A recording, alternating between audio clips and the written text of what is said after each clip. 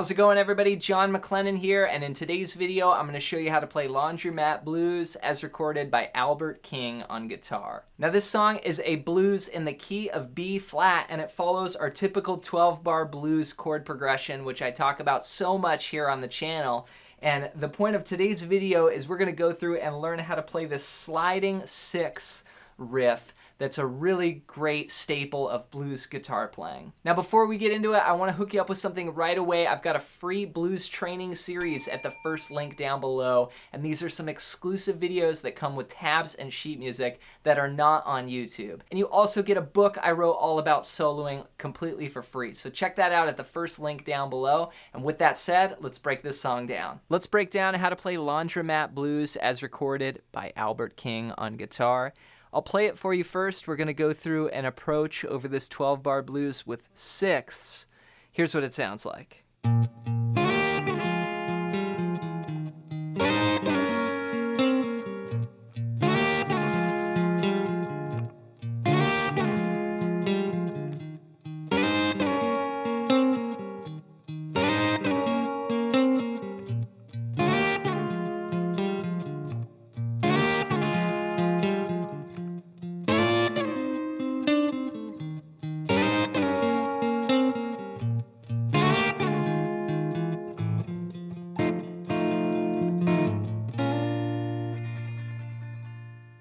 So the whole idea of this rhythm figure is that it's based off the interval of a sixth.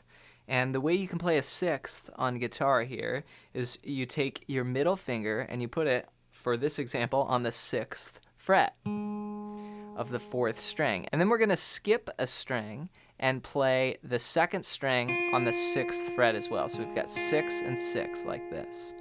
And what we're going to do is we're going to slide up, we're going to pinch those notes together, and then slide up, and then slide back down like this. 1 and 2 and 3 and 4 and... So on beat 2, it slides up, and then on the and of 2, we slide back down. 1 and 2 and 3 and 4 and... So we're going to play that for our B flat 7, and to me this comes out of the classic kind of T-Bone Walker blues playing. So sliding 6 there, and it's based off of, you know, your B flat 7 chord. Then we go to the E flat 9 for the 4 chord, and we're gonna play, or you could think of this as being based off an E flat 7. We're gonna take the same figure and just shift it down 1 string. So now we're on the 3rd and the 1st strings. We do the same thing.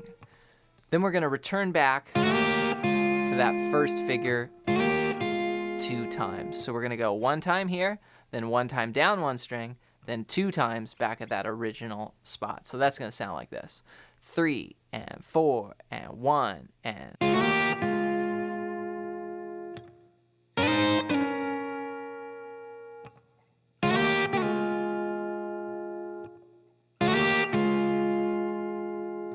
Then we're going to shift down 1 string and play the 4 chord here on the 3rd and 1st strings. Again, I'm thinking about that E flat 7. That's what I'm thinking in my mind, the 4 chord. And here we're going to play this figure 2 times. So,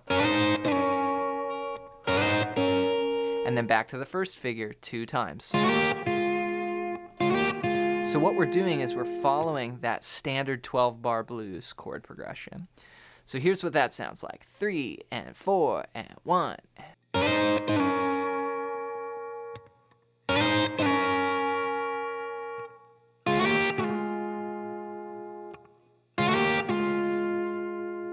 So that's bars 5 through 8. So if I put that together with the first 4 bars, it's going to sound like this. 3 and 4 and 1 and...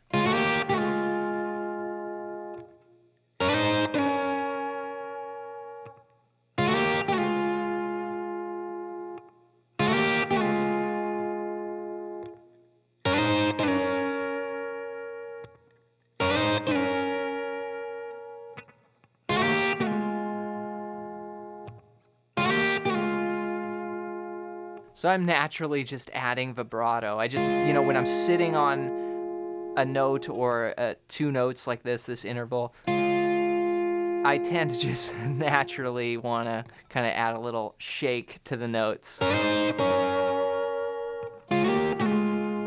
That's a cool effect. Now, for the last 4 bars here of our 12-bar blues, basically bars 9 through 12, we're going to play 1.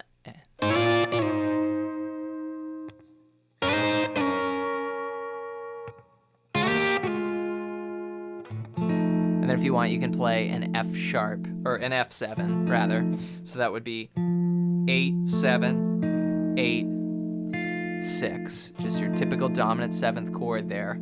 This time the index finger is on the 6th fret, giving us that's a root note there and that's a root note. So you get that in the last measure. So, right, very common blues sounds here.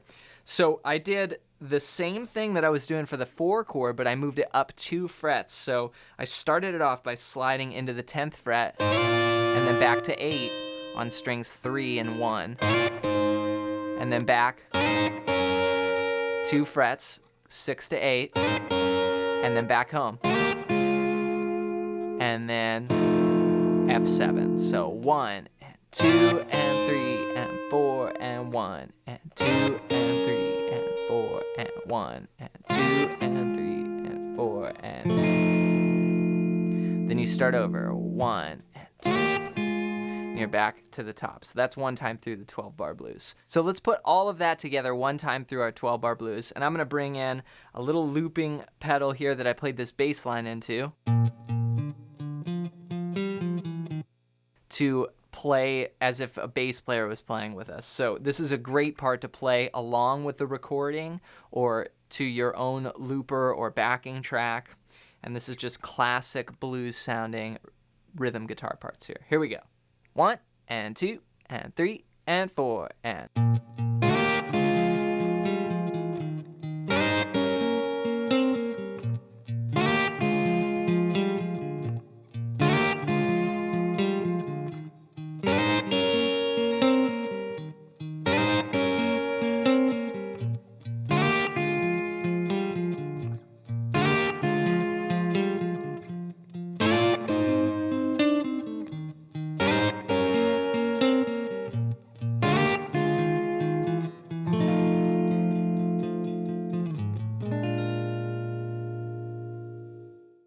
Have fun practicing Laundromat Blues as recorded by Albert King. I hope you got some value out of today's video. Remember that sound is a classic staple of blues rhythm guitar. And check out some T-Bone Walker, because I really think it goes back to his kind of Stormy Monday style of rhythm playing. Before you go, don't forget to get your free blues training at the first link down below and download my book all about soloing. Also, leave any comments down below for future song requests. Thanks for your support here on the channel, and until next time.